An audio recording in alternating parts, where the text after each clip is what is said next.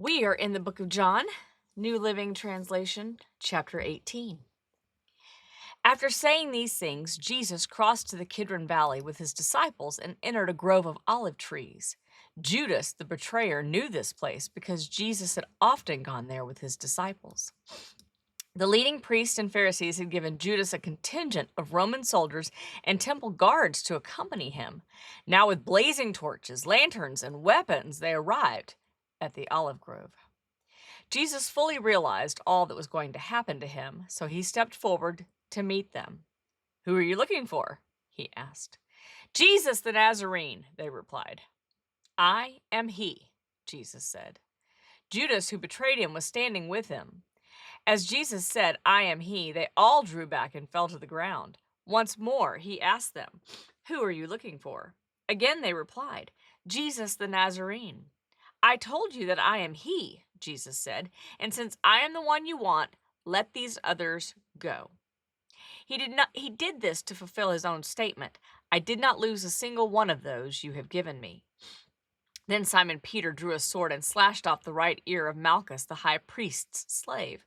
But Jesus said to Peter, "Put your sword back in its sheath. Shall I not drink from the cup of suffering the Father has given me?"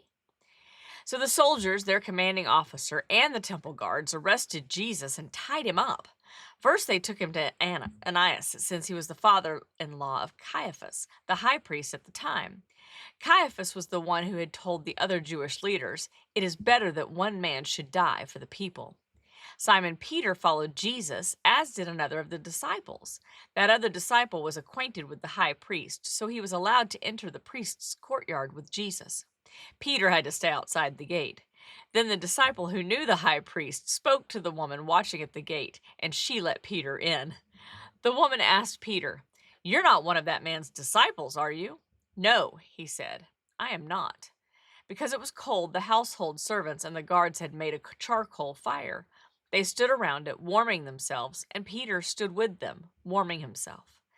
Inside, the high priest began asking Jesus about his followers and what he had been teaching them.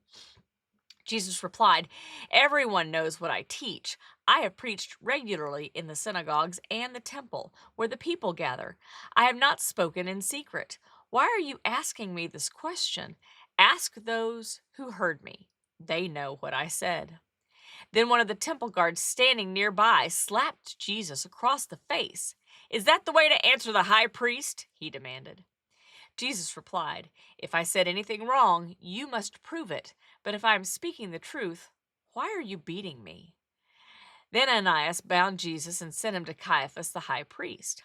Meanwhile, as Simon Peter was standing by the fire warming himself, they asked again, "You're not one of his disciples, are you?" He denied it, saying, "No, I am not." But one of the household slaves of the high priest, a relative of the man whose ear Peter had cut off, asked, "Didn't I see you out there in the olive grove with Jesus?" Again, Peter denied it, and immediately a rooster crowed. Jesus' trial before Caiaphas ended in the early hours of the morning. Then he was taken to the headquarters of the Roman governor. His accusers didn't go inside because it would defile them, and they wouldn't be allowed to celebrate the Passover. So Pilate, the governor, went out to them and asks, "What is your charge against this man?" "We wouldn't have handed him over to you if he weren't a criminal," they retorted. "Then take him away and judge him by your own law," Pilate told them. "Only the Romans are permitted to execute someone," the Jewish leaders replied. This fulfilled Jesus' prediction about the way he would die. Then Pilate went back to his headquarters and called for Jesus to be brought to him. "Are you the king of the Jews?" he asked him. Jesus replied, "Is this your own question, or did others tell you about me?" "Am I a Jew?" Pilate retorted. "Your own people and their leading priests brought you to me for trial. Why? What have you done?" Jesus answered, "My kingdom is not an earthly kingdom. If it were, my followers would fight to keep me from being handed over to the Jewish leaders. But my kingdom is not of this world." Pilate said, "So you are a king?" Jesus responded, "You say I am a king. Actually, I was born and came into the world to testify to the truth. All who love the truth recognize that what I say is true." "What is truth?" Pilate asked. Then he went out again to the people and told them, "He is not guilty of any crime, but you have a custom of asking me to release one prisoner each year at Passover. Would you like me to release this king of the Jews?" But they shouted back, "No, not this man. We want Barabbas." Barabbas was a revolutionary. Then Pilate had Jesus flogged with a lead-tipped whip. The soldiers wove a crown of thorns and put it on his head, and they put a purple robe on him. "Hail the King of the Jews!" they mocked as they slapped him across the face. Pilate went outside again and said to the people, "I'm going to bring him out to you now, but understand clearly that I find him not guilty." Then Jesus came out wearing the crown of thorns and the purple robe, and Pilate said, "Look, here is the man." When they saw him, the leading priests and temple guards began shouting, "Crucify him! Crucify him!" "Take him yourselves and crucify him," Pilate said. "I find him not guilty." The Jewish leaders replied, "By our law he ought to die because he called himself the Son of God." When Pilate heard this, he was more frightened than ever. He took Jesus back into the headquarters again and asked him, "Where are you from?" But Jesus gave no answer. "Why don't you talk to me?" Pilate demanded. "Don't you realize that I have the power to release you or crucify you?" Then Jesus said, "You would have no power over me at all unless it were given to you from above. So the one who handed me over to you has the greater sin." Then Pilate tried to release him, but the Jewish leaders shouted, "If you release this man, you are no friend of Caesar. Anyone who declares himself a king is a rebel against Caesar." When they said this, Pilate brought Jesus out to them again. Then Pilate sat down on the judgment seat at the platform that is called the Stone Pavement, in Hebrew, Gabbatha. It was now about noon on the day of preparation for the Passover, and Pilate said to the people, "Look, here is your king." "Away with him!" they yelled. "Away with him! Crucify him!" "What? Crucify your king?" Pilate asked. "We have no king but Caesar," the leading priests shouted back. Then Pilate turned Jesus over to them to be crucified. So they took Jesus away. Carrying the cross by himself, he went to the place called Place of the Skull, in Hebrew, Golgotha. There they nailed him to the cross. 2 others were crucified with him, one on either side, with Jesus between them, and Pilate posted a sign on the cross that read, "Jesus of Nazareth, King of the Jews." The place where Jesus was crucified was near the city, and the sign was written in Hebrew, Latin, and Greek, so that many people could read it. Then the leading priests objected and said to Pilate, "Change it from the King of the Jews to 'He said, I am the King of the Jews.'" Pilate replied, "No, I have written what I have written."